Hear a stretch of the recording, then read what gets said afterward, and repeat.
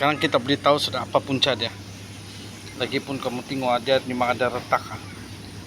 Lepas tu dia makan tidak bulat. Kalau ikut membandingkan saya punya ini kan, ini head lama saya lah. Okay. Kalau kamu tengok nih, dia punya tekan banyak, nampak.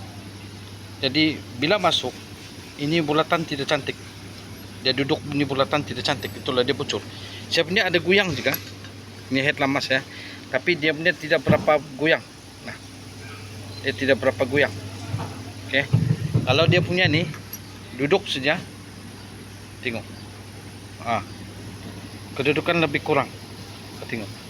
Tengok masuk saya punya nih, kedudukan lebih kurang, tapi tidak berapa kuat. Tengok, tidak berapa kuat. Nampak tuh jari saya, tidak berapa kuat. Lagipun dia punya tuh ada retak lah. Ya, tengok dia punya sebelah sini pun dia makan tidak berapa sudah. Tengok nih duduk tengok. Nampak. Yang saya punya duduk, dia goyang tidak seberapa. Dia punya duduk. Oke, tahu sudah pemuncak.